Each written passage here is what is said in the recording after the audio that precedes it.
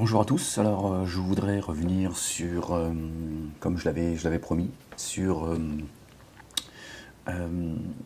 Jean-Louis Le Soumis, hein, pour ceux qui connaissent, le Belge, qui est aux arrêts. Alors, je ne sais pas où en est sa situation. Est-ce qu'il est sorti? Est-ce qu'il était incarcéré ou pas? Donc, il est soupçonné de recruter des jeunes pour aller combattre en Syrie. D'accord? Donc c'est un responsable d'une association des restos du cœur, du Tawhid, enfin, quelque chose comme ça. On va vérifier, je n'ai pas pris de notes, c'est pas très important. Donc voilà, donc c'est vous tapez Jean-Louis Le Soumis, vous verrez sur internet. Il y a pas mal d'interviews qui ont été faites par des journalistes. D'accord? Et donc, il a été mis aux arrêts, lui et sa femme, donc sa femme serait sortie. Donc, parce que sous couvert d'apporter une aide aux démunis, il serait soupçonné. Voilà, c'est là où je voulais, c'est pour ça que je fais cette vidéo, c'est pour dire voilà où nous en sommes aujourd'hui. Hein. Ça se préparait depuis plusieurs années, j'en parlais sur le site labanlieuxexprime.org. Je disais qu'à un moment donné, on va arriver au stade auquel on est aujourd'hui, c'est qu'on mettra en prison les musulmans simplement parce qu'on les soupçonne. Voilà. Ce sera le motif. Soupçonné de faire partie de tel ou tel réseau, de telle association. Voilà. C'est le cas aujourd'hui de Jean-Louis Le Soumis. Certainement, j'imagine qu'il y a des choses avec lesquelles je ne serais certainement pas d'accord avec lui. Je voudrais juste dire que moi, quand je l'écoute parler, je suis désolé, je ne l'entends pas appeler ni à la haine, ni au meurtre de qui que ce soit. Je vois un homme qui parle d'une situation précise, hein, la Syrie, et qui, pour lui, il est tout à fait normal et compréhensible, que certains aient l'envie d'aller défendre la veuve et l'orphelin en Syrie. Quel est le problème? N'a-t-on plus aujourd'hui le droit en Belgique, en France, d'avoir ses propres idées, hein? Est-ce qu'aujourd'hui, il est normal qu'on convoque des gens, qu'on enferme des gens, qu'on mette des gens en prison pour une opinion, voilà, politique? Moi, je pense qu'il a tout à fait le droit de penser que ceux qui ont envie d'aller défendre la veuve et l'orphelin est un droit de chacun. D'accord? Je ne comprends pas pourquoi est-ce que, concernant d'autres pays, on donne le droit à certains d'aller défendre les leurs. Et en Syrie, on nous explique que non. Qu'il est dangereux, interdit et irresponsable ne serait-ce que de dire ce que je suis en train de dire, en fait. Voilà.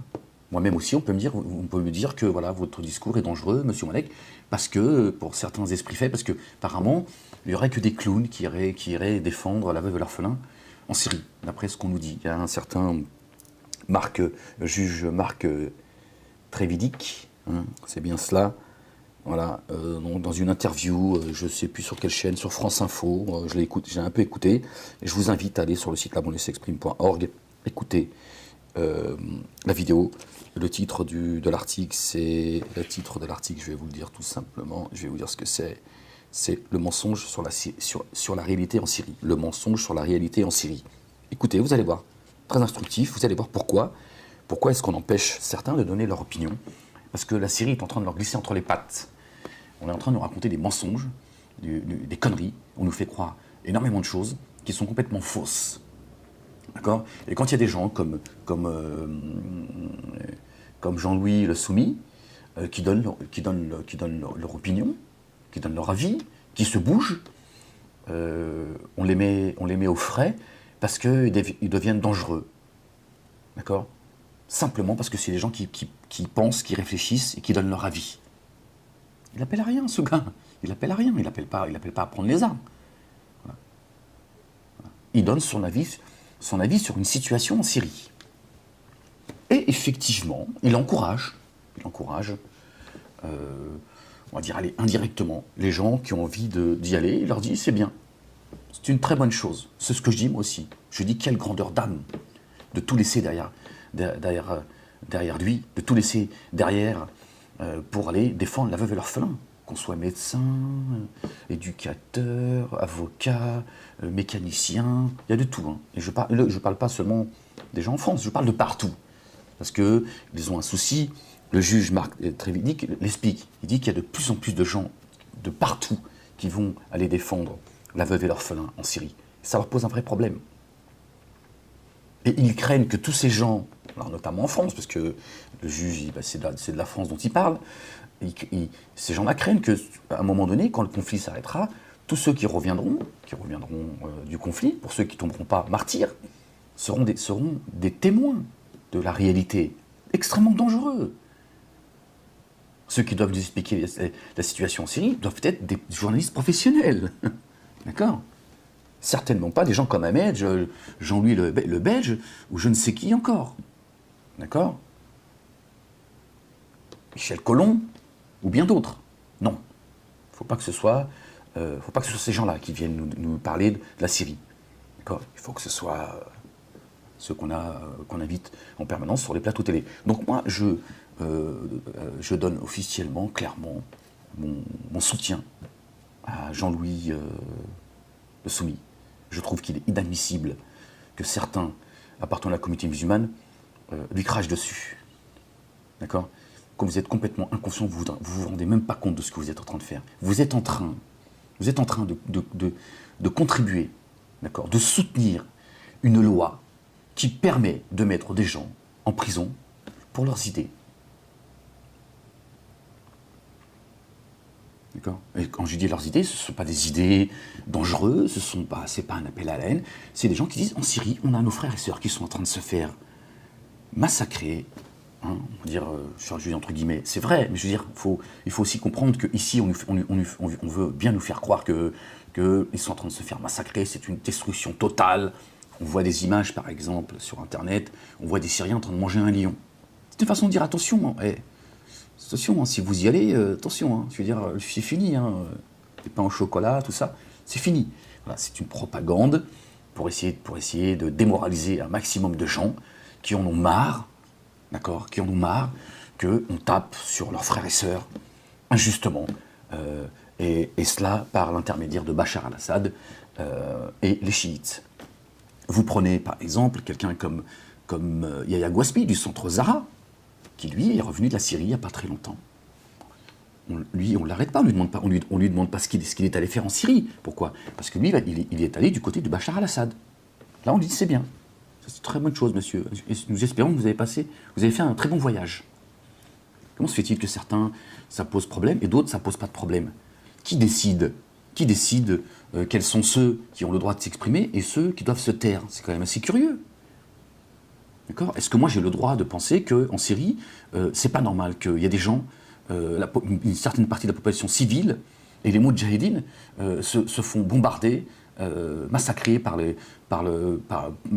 depuis le ciel, et par des milices qu'on envoie et qu'on les fait passer, eux, justement, pour les moudjahidines à l'envers, faisant croire justement que ces gens-là font des exactions, violent, ils torturent en chien, alors que non, ça c'est du côté de chez Bachar al-Assad, avec leurs alliés chiites. Et on met ça sur le dos des moudjahidines qui défendent leur terre, leur foi, leur religion, leur famille, leurs femmes, leurs enfants, leurs parents. Voilà. Et ils veulent installer un État islamique. Est-ce qu'ils ont le droit ? Est-ce que là encore, c'est inadmissible pour les autorités françaises de dire ce que je suis en train de dire ? Est-ce qu'ils ont le droit ou non d'instaurer, de vouloir vivre selon la loi divine, selon la loi d'Allah ? Ils ont le droit, non ? Ici, ici la religion première, c'est la laïcité. Les gens se battent au nom de la laïcité. Hein. Là, tous les jours, on voit ce que ça donne. On voit sur qui on tape. Il y a encore une jeune fille qui s'est fait agresser, une femme voilée. On stigmatise toujours les mêmes en parlant. On nous dit, là voilà, c'est la laïcité, monsieur, ici. Ok, très bien, moi je respecte. Il faut respecter certains pays musulmans, où les gens ont envie de vivre selon la charia, même si la charia en France, ça a une connotation précise, ce qui veut dire lapidation, la femme à la cuisine, machin, toute la propagande en fait, toute la propagande occidentale anti-islam. Voilà. Donc il y a des gens qui disent ça suffit maintenant, ça suffit. Je ne resterai pas assis sur mon fauteuil à écouter les conneries. Je vais prendre mon billet, j'entends le juge Marc Trévidic qui explique dans la vidéo, par exemple, que l'animateur lui dit que pensez-vous, monsieur, cher monsieur, que pensez-vous du braquage du Quick, alors je ne sais plus à quel endroit, pour se payer un voyage pour aller en Syrie. Voilà, c'est de la propagande, monsieur le juge, je suis désolé de vous le dire comme ça, avec tout le respect que je vous dois. Bien évidemment, c'est de la propagande, ça. D'accord ? Cessez de faire croire aux gens que ceux qui partent en Syrie ne sont que des délinquants. D'accord ? En islam, on ne fait pas le bien avec le mal. On ne fait pas le halal avec le haram. Voilà, pour parler plus clairement. D'accord ? Donc, ça, là encore, voilà, c'est une malhonnêteté intellectuelle. C'est du mensonge. Votre histoire de braquage. Si, effectivement, il y a eu un braquage au Quick, c'est certainement pas pour aller défendre la veuve et l'orphelin. Donc, voilà. Là encore, on veut essayer de polluer l'opinion publique en faisant croire à ce genre de saloperie. Voilà, ces gens qui vont en Syrie, ce sont des criminels, des salopards, des braqueurs, des délinquants. Ce qui est faux. C'est un mensonge. D'accord ? Donc moi, je ne peux pas accepter ça. Je ne peux pas accepter laisser dire ce genre de mensonge. Voilà, je le dis clairement. Le juge Trévidic nous parle de butin de guerre, de butin halal, qu'on a le droit. Effectivement, il existe chez certains tarés ce genre de choses, mais c'est ce qu'on va mettre en avant pour faire croire que, il nous explique que le musulman a le droit de prendre les biens du mécréant. Voilà, ils nous montent les uns contre les autres, ils font peur à une partie de la population française pour justifier justement qu'il faut empêcher certains d'aller défendre la veuve et l'orphelin. C'est de la saloperie, monsieur le juge, je vous le dis clairement, comme je le pense. C'est inadmissible que vous parliez comme ça. Alors, très bien, moi je veux bien croire, ok, je veux bien croire à votre honnêteté, à votre d'accord. Mais il faut aussi nous dire qu'il y a des gens, ils partent avec leur salaire. Ils partent c'est pas en allant braquer ou en allant voler, vendre de la drogue. Il y a des gens, ce sont des gens responsables pour la plupart. D'accord ? Ce sont des gens responsables, ce sont parfois des pères de famille, d'accord ? Des gens qui ont fait des études et qui partent défendre la veuve et l'orphelin. Pourquoi vous ne parlez pas de ces gens-là ? Pourquoi vous nous faire croire que tous ceux qui vont défendre la veuve et l'orphelin ne sont que des délinquants ? C'est malhonnête, monsieur le juge. Vous n'avez pas le droit, vous à votre niveau, de faire croire cela. C'est pas vrai, c'est un mensonge éhonté. D'accord ? Il y a des gens qui sont des gens responsables et qui laissent leur famille derrière pour aller défendre la veuve et l'orphelin. C'est leur foi qui les guide. C'est rien d'autre.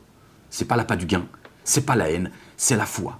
Mais ça, il faut à un moment donné, il faut qu'il y ait des gens qui puissent le comprendre. Qu'est-ce que c'est que la foi ? Qu'est-ce qui anime ces gens pour aller défendre des gens qu'ils ne connaissent pas, qui traversent des frontières et de dire, voilà, je suis prêt à mourir pour vous. J'ai laissé ma femme et mes enfants derrière. À un moment donné, voilà des choses sérieuses auxquelles il faut parler, monsieur le juge. Pas nous raconter qu'on a été braqué un Quick pour aller combattre auprès des djihadistes en Syrie. Tout cela est un mensonge. D'accord ? Moi, je vous dis, comment se fait-il que Yahya Gouasmi du centre Zara, il lui, peut aller voyager tranquillement, faire des allers-retours sans que personne lui pose de questions. Et d'autres, on les enferme. On enferme même leurs femmes. Est-ce que c'est normal pour leur opinion ? Je ne fais que poser des questions. Est-ce que c'est normal ? Et puis vous, pour certains musulmans, je ne parle pas les mêmes qui mènent un combat pro-Bachar al-Assad, mais certains aussi, de la communauté musulmane, disent oui, il y en a marre de ces convertis qui veulent montrer qu'ils sont plus musulmans que nous, parce que nous, quand on s'appelle Ahmed, on est plus musulmans que les autres. Nous serions des privilégiés au sein de la communauté musulmane, parce que on a un prénom à connotation arabe, le Coran est descendu en langue arabe, donc voilà, ils arabisent l'islam. Et ils pensent que les Arabes seraient une sorte de garant de l'islam. Non, moi je ne suis pas plus musulman que Jean-Louis le Converti ou je ne sais qui. Voilà, il est musulman. Voilà. On dit il s'est converti, machin, ce ne sont que des mots. Voilà. Donc si vous pouvez cesser de lui taper dessus comme ça, sans réfléchir à ce que vous dites, ça, je pense que ce serait une très bonne chose. D'accord? Vous feriez mieux plutôt que de défendre ses idées et essayer au moins de comprendre quel est son combat. D'accord? Parce que moi je l'ai écouté, voilà, écouté, réécouté, j'essaie de comprendre, de voir un peu qui est ce personnage. Je suis désolé, moi quand je l'entends parler, à moins que c'est un bon comédien, peut-être, mais là, moi, je ne lis pas les cœurs. Mais moi, quand je l'entends parler, il parle de manière juste, claire et honnête. Voilà. Il y a d'autres gens de la communauté juive, par exemple, qui vont défendre les leurs en Israël. Ça ne pose aucun problème. Ils y vont avec l'argent de la CAF, par exemple. D'accord? On a tous des bons hein, pour ceux qui veulent partir en vacances, où que ce soit sur le globe. Eux, voilà, vont en vacances et pendant leurs vacances font leurs 3 jours. Pas 3 ans, hein, leurs 3 jours. Et quand vous regardez bien, c'est avec les bons de la CAF. Voilà. Pourquoi pas? C'est leur droit, c'est pas le sujet d'aujourd'hui. D'accord? Mais là, pourquoi à ce moment-là, on n'interpelle pas les gens, hein?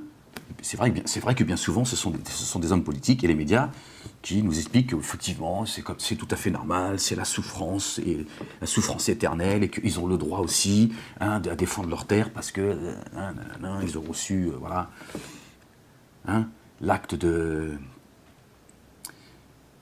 Ah, je me dis, c'est très curieux quand même. Là encore, c'est quoi ce 2 poids 2 mesures? Pourquoi est-ce que certains auraient le droit d'aller défendre les leurs? Pourtant, la situation, elle n'est pas la même qu'en Syrie. En Syrie, on massacre. Hein? Et là, on dit non, écoutez, monsieur Moallek, c'est quoi cet antisémitisme? Quoi, c'est quoi? Vous voulez quoi, une deuxième Shoah, c'est ça? Hein? C'est ça que vous êtes en train de préparer, monsieur Moallek? Non, absolument pas. Je dis si vous acceptez que les Juifs de France aient le droit d'aller faire 3 ans d'armée en Israël, alors qu'ils sont français, je ne vois pas pourquoi ils font leur armée en Israël. Qu'on m'explique. Moi, je veux juste comprendre. Moi, je n'ai pas à faire mon armée en Algérie si je suis français. J'ai refusé de la faire, mon armée en Algérie. Je dis non, je ne suis pas algérien. Qu'est-ce que je vais pas les défendre, les Algériens. Ils sont assez grands, ils n'ont pas besoin d'aide.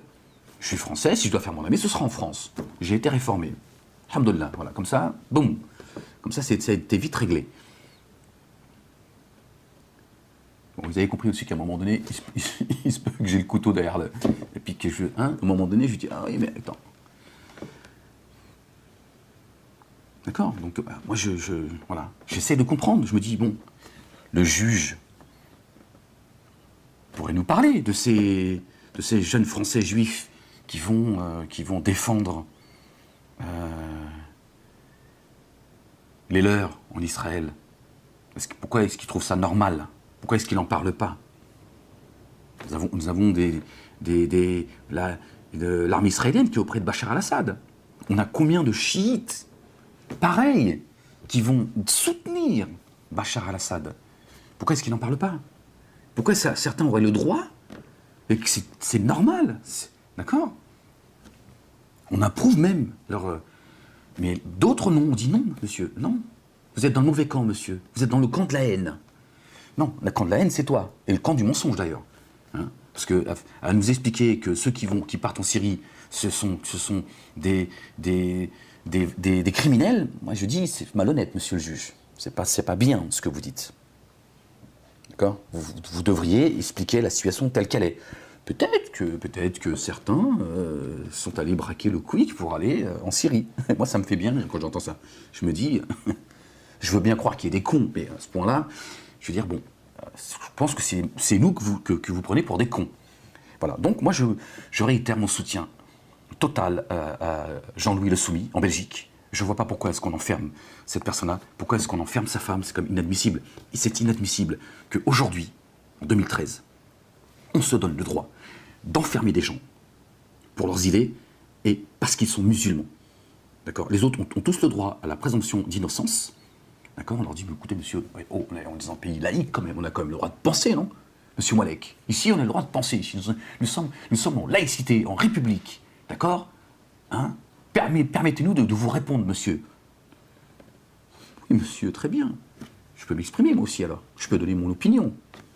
qu'elle soit fausse ou vraie, je peux la donner. Non, monsieur Moualek, ça c'est la haine, monsieur Moualek.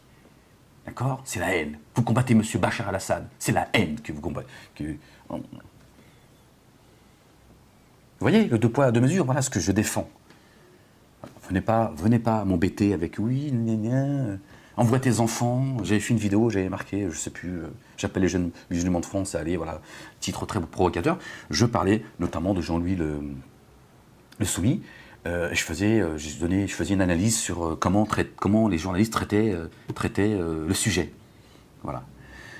Bien évidemment, j'ai eu le droit à toute la clique chiite, ER, tous les pros Bachar el-Assad. Oui, regarde, envoie tes enfants, une espèce de lâche, faisant comme si qu'ils ne comprenaient rien de ce que je disais. Alors que 20 minutes, je vais arrêter là, je n'encourage personne, je ne dis à personne d'y aller ou de ne pas y aller. Je dis ceux qui y vont, je dis, Masha'Allah, quelle grandeur d'âme que vous avez, quelle grandeur d'âme d'aller, de tout laisser derrière soi pour aller défendre la veuve ou l'orphelin. Voilà ce que je dis. C'est mon opinion, et j'ai le droit de le penser. D'autres pensent que d'aller défendre Israël, c'est aussi une grandeur d'âme, c'est magnifique. Je dis, pourquoi pas? Pourquoi pas? Je ne suis pas d'accord avec ça. Je pense que vous devriez, les Juifs de France, aller défendre vos frères et sœurs palestiniens contre ceux qui sont en train de vous instrumentaliser, qu'on n'a strictement rien à foutre de vous. Hein, comme ceux qu'on a envoyés en 2006, qu'on a sacrifiés pour donner au Hezbollah un certain statut au sein de la communauté musulmane et de faire d'eux le porte-parole de la communauté musulmane. On a sacrifié les vôtres. Voilà ce que je pense.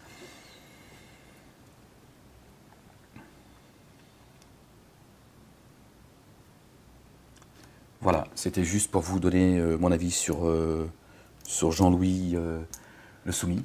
J'espère qu'il est sorti du commissariat, j'espère qu'ils n'iront pas jusqu'à l'incarcérer. C'est extrêmement grave qu'aujourd'hui, quand on est musulman, on se donne le droit, d'enfermer les gens parce qu'ils ont une opinion. D'accord? Et cela, ça ne touche que les musulmans, essentiellement. Les autres, non. Les autres, ils ont le droit de faire ce qu'ils veulent.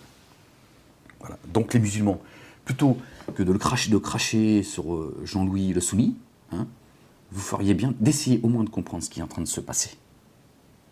D'accord? Parce qu'il est peut-être, lui, bien plus dans la vérité que vous qui êtes en train de le critiquer. Allahu a'lam. Allah est le plus savant. Ciao.